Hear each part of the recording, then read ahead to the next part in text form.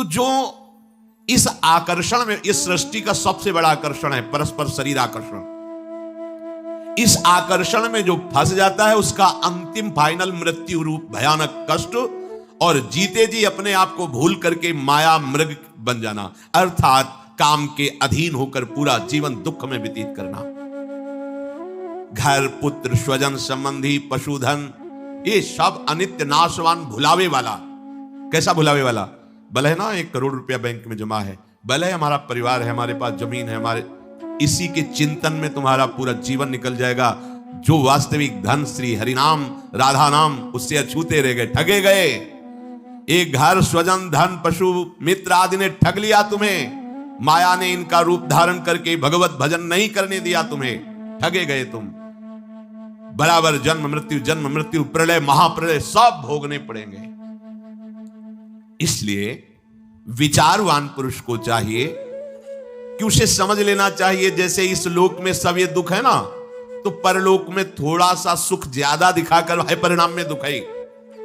जैसे तुम यहां किसी की सुंदर स्त्री देख करके अपनी स्त्री पर दृष्टि डालना बंद करके उधर देखकर जल रहे हो कि अगर ऐसी पत्नी हमारी होती तो मैं कृतकृत्य हो जाता। ठीक ऐसे स्वर्ग में विमान पे बैठे हैं, अप्सरा पास है, नृत्य गान हो रहा, पास में उस विमान से 100 गुना अधिक, क्योंकि उसका पुण्य अधिक है, तेजस्वी विमान और अत्यंत सुंदर अप्सरा। अब वो भूल गया अपने सुख वैभव को, जल रहा है उसको देख के। पूरा का पूरा ऐसे ही थोड़ा सा ऊपर के लोकों में और पवित्रता और महत्ता, लेकिन सब नष्ट होने वाला है, ये कुछ बचने वाला नहीं। आ ब्रह्म भुनान लोकान पुनरावर्तिनो अर्जुन, ये सब नष्ट, परिवर्तनशील, आने जाने वाला है। इसलिए कोई दान पुण्य इस भावना से न करे कि स्वर्ग में सुख प्राप्त करेंगे, क्योंकि वो भी ऐसा ही है, उसमें भी शांति नहीं है, परमानंद नहीं है। क्या करे?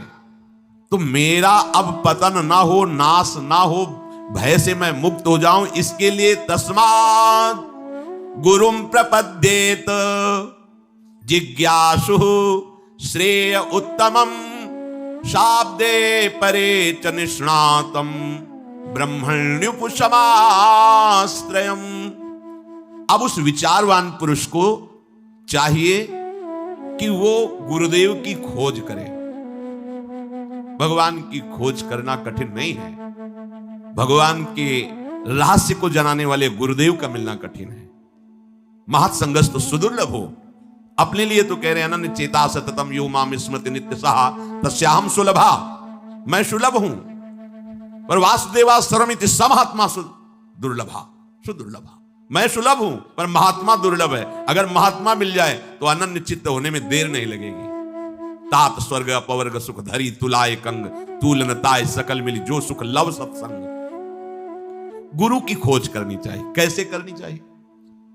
पहले उस अव्यक्त गुरु से प्रार्थना करनी चाहिए, परमात्मा से, ईश्वर से, प्रभु से, हे नाथ आप हमें गुरुदेव रूप से मिले। मैं नहीं जानता कौन गुरुदेव है, कैसे होने चाहिए। इतना ज्ञान विद्यार्थी को क्या ज्ञान कि कौन टीचर किस स्थिति में है, कितना प्रवीण है, वो तो विद्यार्थी है बेचारा। हाँ, प्रिंसिपल जान सकता है, जो टीचरों के ऊपर अधिकारी, इनमें से कौन सा प्रवीण है, कौन किस कोटि का, किस स्थिति का। ऐसे ही सब गुरुओं के परम गुरु जगत गुरु भगवान श्री कृष्ण है। सबसे पहले प्रभु से प्रार्थना करे कि गुरु के बिना ज्ञान नहीं, परम पद नहीं, मोक्ष नहीं, मोक्ष मूलम गुरु कृपा। तो हे नाथ आप कृपा करके गुरु रूप से मुझे स्वीकार करें।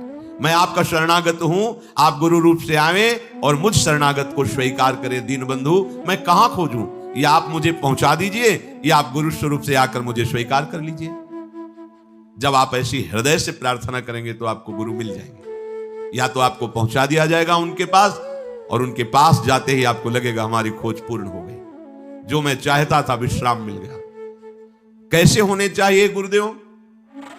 शाब्दे परे च निष्णातम, शास्त्र ज्ञान से पूर्ण होना चाहिए, और ब्रह्मण्युपशमाश्रयम्, भगवत प्राप्त होना चाहिए, ब्रह्मबोध होना चाहिए। अगर ब्रह्मबोध है और शास्त्रों का जो ज्ञान है शाब्दिक वो नहीं, तो अपने शिष्य को समझा नहीं पाएंगे। शब्दों का बहुत अच्छा ज्ञान है लेकिन ब्रह्मबोध नहीं, अनुभूति नहीं है, तो शिष्य का कल्याण नहीं कर पाएंगे। इसलिए दोनों बात होनी चाहिए। शाब्दे परे च निष्णातम, शब्द ब्रह्म अर्थात शास्त्रों के पारदर्शी विद्वान, और ब्रह्मण्युपशमाश्रयम्, ब्रह्मबोध संपन्न अर्थात भगवत तत्व का अनुभव किए हुए हों, ऐसे गुरुदेव का आश्रय ले ले।